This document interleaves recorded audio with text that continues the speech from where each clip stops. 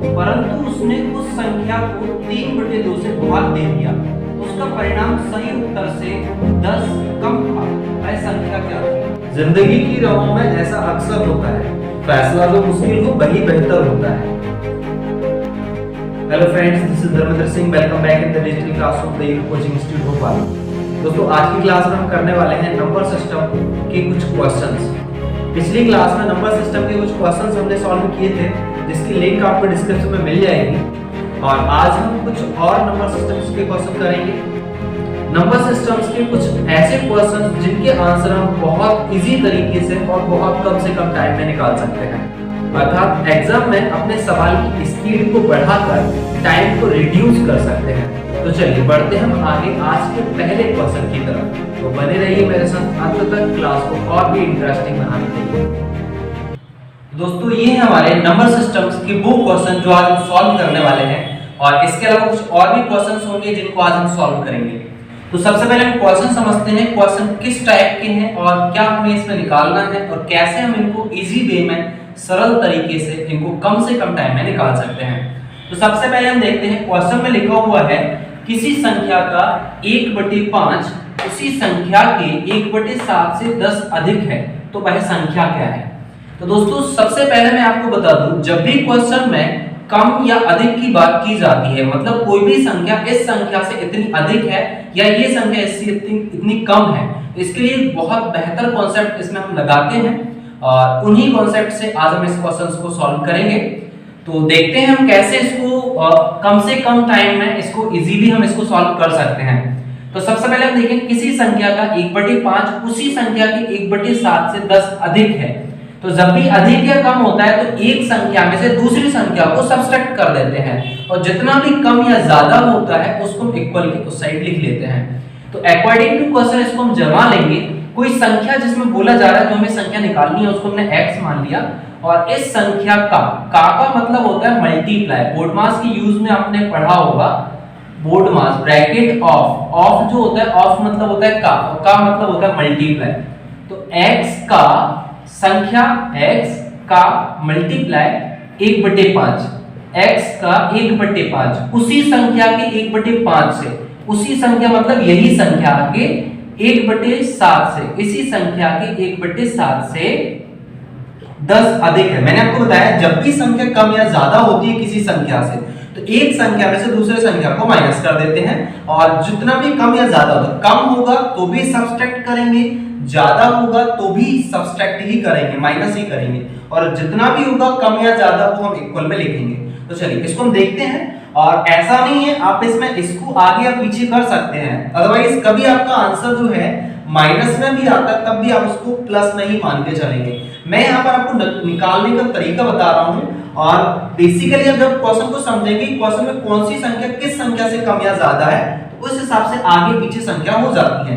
लेकिन आप गलती से कभी किसी संख्या को आगे किसी को पीछे कर देते हैं, इसमें बिल्कुल भी गलत आंसर नहीं आता है। लेकिन कई बार प्लस का माइनस में, माइनस का प्लस में आ जाता है, तो उससे घबराने की जरूरत नहीं है। आंसर अगर माइनस में भी आए तब भी आपका आंसर पॉजिटिव ही मानना होगा आपको। तो चलिए देख लेते हैं हम यहाँ पर x into 1/5, तो ऊपर का ऊपर नंबर इंटू हो जाएगा x/5 माइनस x का ऊपर 1 में इंटू हो जाएगा x/7 इज इक्वल टू 10। नीचे नंबर्स का एलसीएम लेंगे, 7 और 5 का एलसीएम आ जाएगा 35, और नीचे वाले नंबर का डिवाइड करेंगे, 5 का 35 में डिवाइड करेंगे 7 बार, 7 का ऊपर वाले नंबर x में इंटू हो जाएगा 7x माइनस 7 का 35 में डिवाइड करेंगे 5 बार जाएगा, और 5 का ऊपर वाले नंबर में इंटू हो जाएगा 5x, इक्वल में दिया है 10। और अब आप देख रहे हैं 7x में से 5x जाएगा तो ये बचेगा 2x, अपॉन में है 35 इज इक्वल टू में 10 है।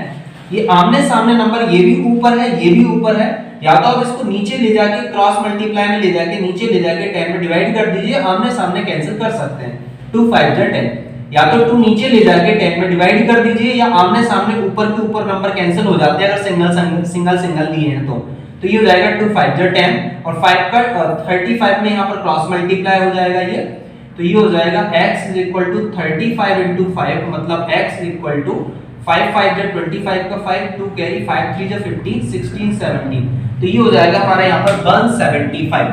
मतलब आपका इसमें सी वाला ऑप्शन राइट है। तो आई होप समझ में आ गया होगा। अगर यहाँ पर अगर हम इसको x 1/7 को पहले लिख देते और इसको बाद में लिख देते तो ऑब्वियसली आपका यहाँ पर आंसर माइनस में आता, और अगर आपका आंसर माइनस में भी आता है तब भी आप पॉजिटिव ही आंसर समझेंगे, आपका नंबर्स वही होगा, बस उसका साइन चेंज हो सकता है इनका आगे पीछे लिखने से, इससे कोई फर्क नहीं पड़ेगा, आपका आंसर जो है पॉजिटिव हो नेगेटिव हो। यहाँ पर नेगेटिव आपके ऑप्शन नहीं दिए रहते, पॉजिटिव ही ऑप्शन दिए रहते हैं, तो आपको जहाँ पर जो भी नंबर आएगा प्लस या माइनस वो आपको ऑप्शन में मिल जाएगा। तो आई होप ये समझ में आ गया होगा। और इसी क्रम में अब हम देखते हैं सेकंड क्वेश्चन को, कैसे इसको हम सॉल्व करेंगे।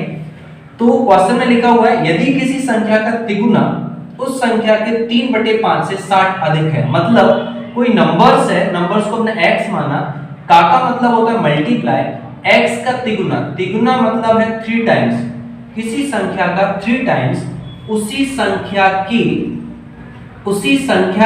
3/5 3/5 से 60 अधिक है। तो जितना भी कम या ज्यादा होता है इसको हम इक्वल में लिख लेते हैं और एक संख्या में से दूसरी संख्या को माइनस कर देते हैं। तो यहाँ पर अकॉर्डिंग टू क्वेश्चन में देख लेते हैं, संख्या का 3 गुना, तो संख्या में 3 का गुना 3 टाइम्स, माइनस कर दीजिए दूसरे वाले संख्या को, उसी संख्या का 3/5 टाइम्स 3/5 गुना, कितना ज्यादा है 60 ज्यादा है, कम होता तो भी हम इक्वल में 60 ही लिखते हैं।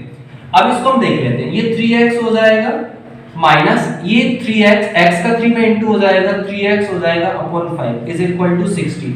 अब ध्यान रखिएगा यहाँ पर आप प्लस का 3x माइनस का 3x कैंसिल नहीं कर सकते हैं, बिकॉज ये प्लस में है माइनस में है, लेकिन ये जो है आपका एक फ्रैक्शन नंबर है, ये आपका होल नंबर है, तो इस तरह से ये इससे कैंसिल नहीं होगा। एलसीएम ले सकते हैं आप, इसमें एलसीएम लेना पड़ेगा आपको, 5 और 1 का एलसीएम लेंगे तो 5 आएगा, 1 का 5 में डिवाइड करेंगे 5 बार, 5 का 3 में इंटू हो जाएगा 5 3 जा 15x, और ये माइनस 5 का 5 में डिवाइड करेंगे 1 बार, 1 का 3x में इंटू हो जाएगा 3x, इक्वल में है 60, तो ये हो जाएगा 15x में से 3x हो जाएगा 12x upon 5 is equal to 60।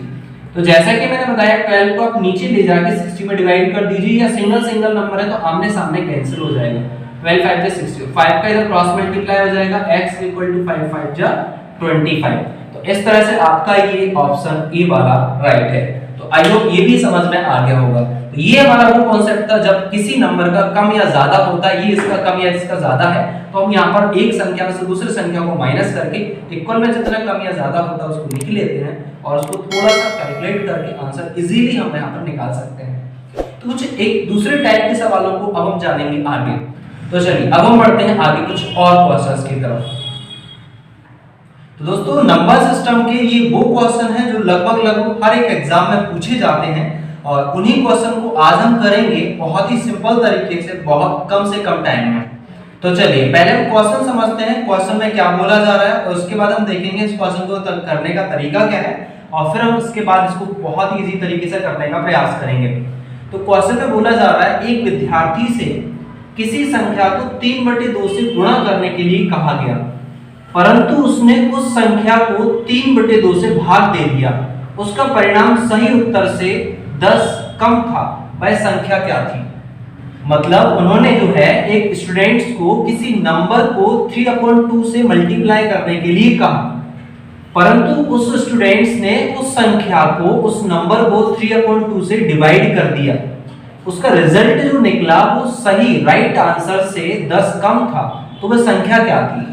तो अब हमने जैसा कि देखा, मैंने आपको पिछले क्वेश्चन में बताया था कि जब भी कम या ज्यादा वाली बात है, इवन ये तो नंबर सिस्टम है, परसेंटेज, एवरेज या कहीं भी कम या ज्यादा कॉन्सेप्ट जब आता है, कहीं भी कम या ज्यादा बोला जाता है, तो एक चीज में से दूसरी चीज को, दूसरे नंबर्स को माइनस करके जितना भी कम या ज्यादा होता है उसको हम इक्वल में लिख लेते हैं।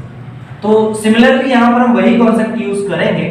तो जैसा कि स्टूडेंट ने एक नंबर, उस नंबर को हमने मान लिया x है, उस नंबर को 3/2 से मल्टीप्लाई, उस नंबर को 3/2 से मल्टीप्लाई करने के लिए हमने कहा था, लेकिन उसने उस नंबर को 3/2 से डिवाइड कर दिया, तो इस नंबर को उसने 3/2 से डिवाइड कर दिया। जैसा क्वेश्चन में बोले उसको हम वैसा लिख लेते हैं और एक नंबर में से दूसरे नंबर को सब्सट्रैक्ट कर लेते हैं, और जितना कम या ज्यादा होता है उसको हम इक्वल में लिख लेते हैं। अब देखिए ऊपर का इसमें मल्टीप्लाई हो जाएगा 3x/2 माइनस, ये अपॉन का अपॉन है तो नीचे वाला नंबर ऊपर चला जाएगा, तो ये हो जाएगा 2x/3, पलट जाएगा नीचे वाला फ्रैक्शन, और इक्वल में आपका 10 है। अब एलसीएम ले लेंगे आप तो क्या हो जाएगा, 2 और 3 का एलसीएम आ जाएगा 6।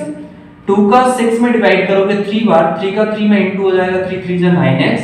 3 का 6 में डिवाइड करोगे 2 बार, 2 का 2x में इंटू हो जाएगा, 2 2 जा 4x और इक्वल में है 10।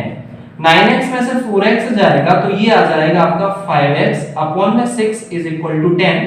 आमने सामने नंबर कैंसिल कर दीजिए, 5 2 जा 10 और 6 का इधर क्रॉस मल्टीप्लाई हो जाएगा, x इक्वल टू 6 2 जा 12 और ये आपकी x की वैल्यू आ जाएगी। तो यहाँ पर आपका बी ऑप्शन इज राइट। तो आई होप ये समझ में आ गया होगा। सिंपल में क्वेश्चन में इस तरह के क्वेश्चन ज्यादा पूछे जाते हैं एग्जाम में कि जब इस नंबर की बजाय इस नंबर को लिख दिया गया, क्वेश्चन का जो आंसर था वो इतना कम या इतना ज्यादा आया, तो आपका सही आंसर क्या था, सही नंबर क्या था।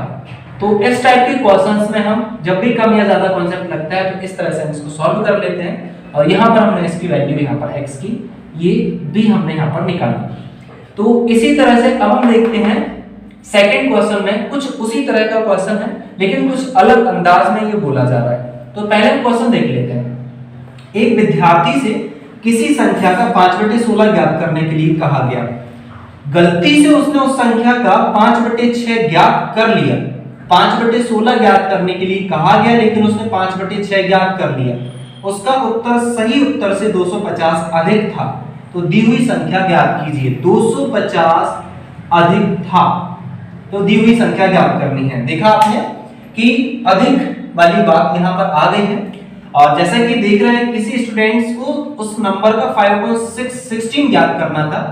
तो एक नंबर है, उस नंबर का 5/16 नंबर का मतलब होता है मल्टीप्लाई और 5/16 नंबर का 5/16 ज्ञात करने के लिए कहा गया लेकिन उसने गलती से उस नंबर का 5/6 फाइंड कर लिया। इस नंबर का 5/6 उसने निकाल लिया।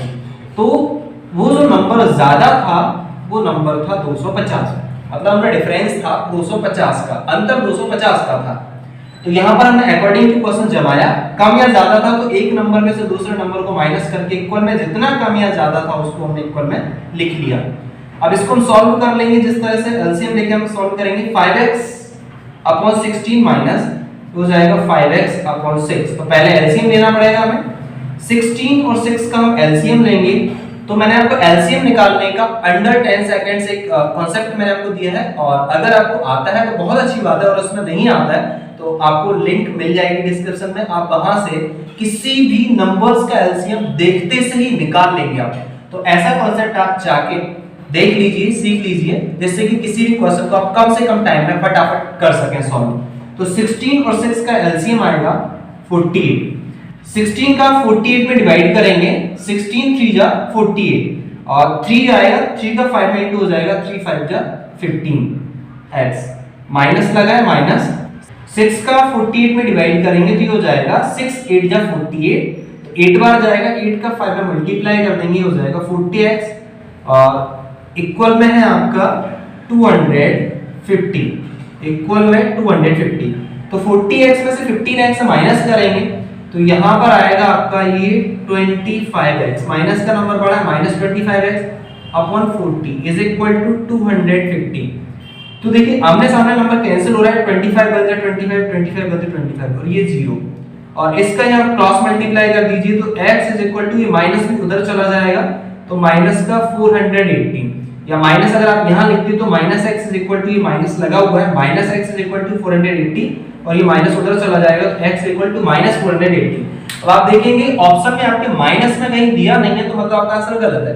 लेकिन मैंने आपको बताया था कई बार क्या होता है हम नंबर्स को जब क्वेश्चन को हम सही तरीके से अंडरस्टैंड नहीं कर पाते हैं तो किसी नंबर को आगे या पीछे लिखने की बजाय उसको कहीं ना कहीं आगे पीछे उल्टा सीधा लिख देते हैं। तो ऐसे में आपका जो आंसर है प्लस या माइनस में आ जाता है, कभी कभी माइनस में भी आ जाता है। तो आपको उससे डरने की जरूरत नहीं है। मैंने आपको क्वेश्चन में दिमाग लगाने को नहीं कहा, बस जैसा क्वेश्चन में बोला गया था वैसे आपने एक नंबर में से दूसरे नंबर को सब्ट्रैक्ट किया और इक्वल में जितना था वो आपने लिख लिया। लेकिन माइनस में नंबर आएगा तब भी आपका जो आंसर आपको ऑप्शन में दिया है उसको सिलेक्ट कर लेंगे। माइनस आपको सिर्फ इसलिए हो जाता है क्योंकि ये आपको पहले लिखना चाहिए था, ये आपको बाद में लिखना चाहिए था, इसलिए आपका यहाँ पर माइनस में आया। और वो जब क्वेश्चन को ध्यान से समझेंगे तो समझ में आएगा कि ये नंबर इस नंबर से ज्यादा है कम है, इसलिए यहाँ पर ये जो है ये पहले लिखाएगा, ये बाद में लिखाएगा। तो आपको घबराने की जरूरत नहीं है, कभी भी माइनस में आंसर आ जाता है तो आपको उसको पॉजिटिव लेके ही चलना है, पॉजिटिव मान के चलना है और पॉजिटिव में आपको यहाँ पर ऑप्शन में ढूंढ लेना है। तो आई होप ये समझ में आ गया होगा। किसी भी तरह का कोई भी डाउट या किसी भी तरह का कोई भी क्वेश्चन है तो आप हमें कमेंट बॉक्स में कमेंट करके बता सकते हैं, या नीचे दिए गए डिस्क्रिप्शन में व्हाट्सएप नंबर पर आप अपने डाउट क्लियर कर सकते हैं। तो चलिए इसी क्रम में अब मैं आपको लेके चलता हूँ एक और नेक्स्ट क्वेश्चन की तरफ।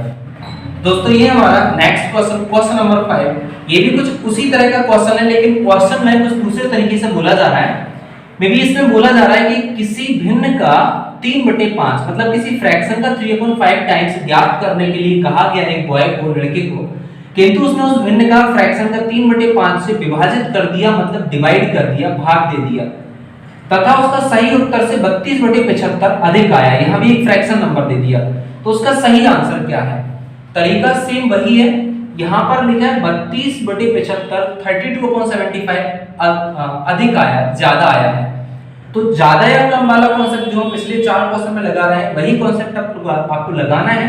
वहां यहाँ भिन्न की संख्या की जगह भिन्न दी है, तो आप यहाँ पर फिर भी x मान लेंगे, यहाँ पर उस भिन्न को x मान लेंगे और यहाँ पर 3/5 जैसा हमने पिछले क्वेश्चन को सॉल्व किया सिमिलरली एज इट इज आप उसको यहाँ पर सॉल्व कर लेंगे।